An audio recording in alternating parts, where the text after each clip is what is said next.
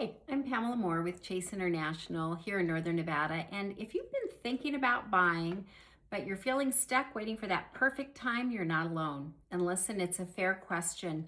Nobody wants to make one of the biggest financial moves of their life at a time that they feel like might not be the right time. What you're not really thinking about at this point is that waiting also has a cost. And it's not always real obvious. So we're going to break that down. That's what we're going to do today. We are going to talk about what it would be like, what it might cost you if you're waiting 6 months, or what it might cost you if you're waiting up to a year. First, let's talk about the rent. Let's say you're paying around $2,000 a month, which in this area is pretty typical, probably about the least you're paying. So 6 months of waiting, obviously that's $12,000 just in rent. So that's $12,000 that's just gone, not going towards equity. It's just a housing expense. Okay. Obviously, if you're waiting a full year, then you're costing $24,000. So here's the kicker: that money's not gone. It's not building equity. It's not really working for you. It's just a housing expense. Now, compare that to owning, where at least a portion of your payment is going towards equity, something you actually own. The next thing to think about is home prices. They do not stand still. They don't wait for you. If you're waiting for them to shift down, that's not likely going to happen, and they don't stand still. If you're thinking you're waiting for the perfect time, what if I buy now and then the market changes? Well, the market always changes. So the better question is, what's it really costing you to wait? So if you're looking at a $500,000 home, for example, modest appreciation is maybe around 5% over a year, which is about $25,000. So if you wait 6 months, that's costing you $12,500, and the year would cost you closer to $25,000. Same house, it's just more expensive now.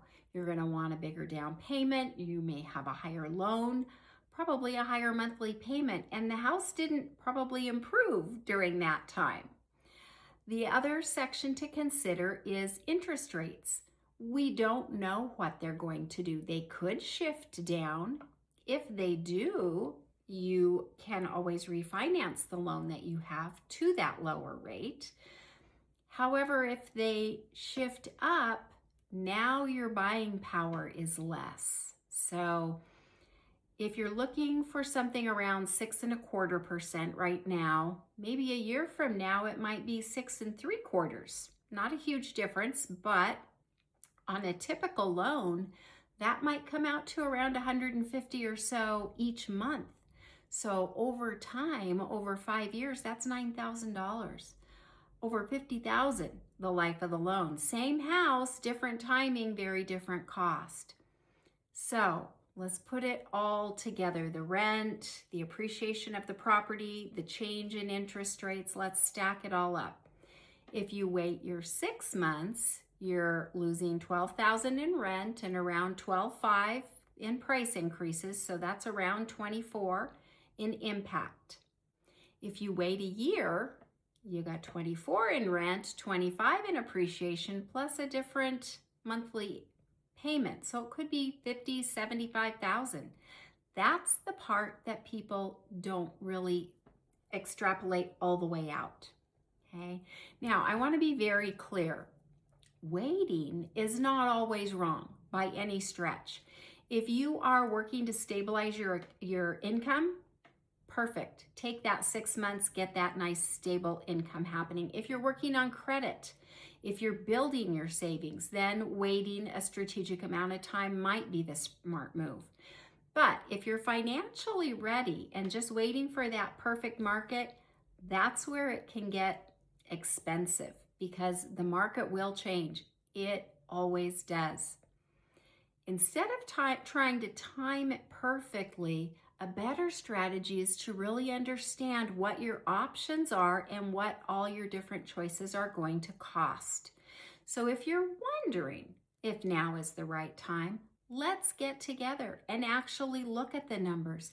get you put together with a lender. You can shop a couple of lenders if you'd like. There's no obligation here. This is just gathering information. Maybe you need to do some credit repair and you need some professional guidance, right? That's what makes maybe waiting 6 months absolutely optimal.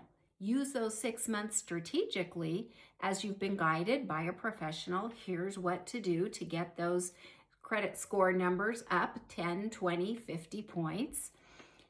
You know, there's no pressure. It's just accurate, real information tailored to you so you can actually make a decision that you feel confident about.